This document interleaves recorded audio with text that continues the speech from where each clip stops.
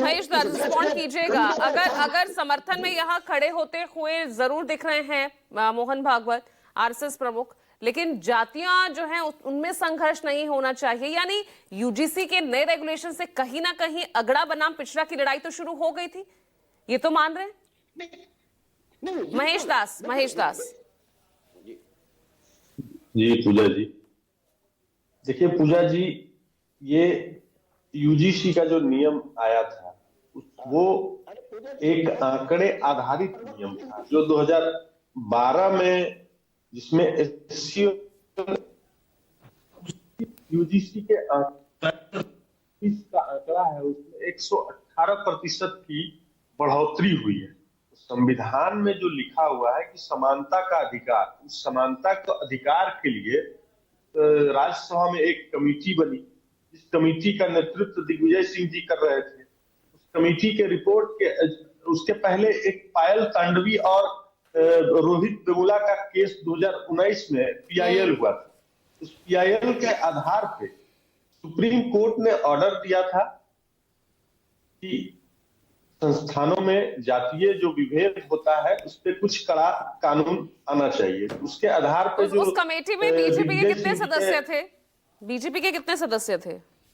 वहां पर भी बहुमत तो सरकार के पास ही था। 16 सदस्य बीजेपी के थे, एक एनसीपी, 17 लोग हो गए आप लोग। पूजा जी, उसमें 11-12 लोग थे जिसमें सभी पार्टी के सदस्य थे। उन्होंने रिपोर्ट सबमिट किया तो सुप्रीम कोर्ट ने ये कहा था कि उस पर कुछ कानून बनना चाहिए। अब ये मामला सब जुडिस है, इस पे कुछ भी बोलना हमको लगता है कि 30 सदस्य थे उस कमेटी में महेश दास, 30, जिसमें से 17 एनडीए बीजेपी के 16 प्लस एनसीपी के। बिल्कुल सभी पार्टी के उसमें मेंबर थे। इसमें कहीं बता तो रही हूं मैं, उन 30 में से 17 जो है वो सरकार के लोग थे। मैं मान रहा हूं आपकी बातों को। तो ये मामला पुराना था, ये कोई नया मामला नहीं था। इसमें ओबीसी को इस बार इंक्लूड किया गया था। जो नया था कानून था उसमें तो उसके जो उस कमेटी के जो हेड होते थे यूनिवर्सिटी के वाइस चांसलर होंगे। तो देखिए, अगर ये किसी वर्ग का इसमें विभेद हुआ है तो सुप्रीम कोर्ट ने इस पे स्टे लगाया है। सुप्रीम कोर्ट ने ये इंश्योर किया है कि भाई ये विधि विशेषज्ञ के साथ इस पे चर्चा करके और विस्तार पूर्वक 19 मार्च को उन्होंने डेट दिया है। इसमें हमको नहीं लगता है कि इसमें बहुत ज्यादा अभी कुछ चर्चा होनी चाहिए। सुप्रीम कोर्ट के आदेश से चर्चा तो यहाँ पर मोहन भागवत के बयान से फिर शुरू हो गई ना कि उन्हें बैलेंस करने के लिए आना पड़ा। हम लोगों को इंतजार करना चाहिए और सबका साथ सबका विकास जब हम कहते हैं तो ये भी इंश्योर करना पड़ेगा। नहीं, आज हम ये चर्चा क्यों कर रहे हैं महेश दास? यहाँ विपक्ष की तरफ से तो कोई आरोप यहाँ लगाया नहीं गया। आज की चर्चा क्यों हो रही है आरएसएस प्रमुख मोहन भागवत के बयान से, जब उन्हें कहना पड़ गया कि यूजीसी के रेगुलेशन सही हैं लेकिन जातियों के लिए संघर्ष का कारण नहीं बनना चाहिए, इसीलिए हम चर्चा कर रहे हैं।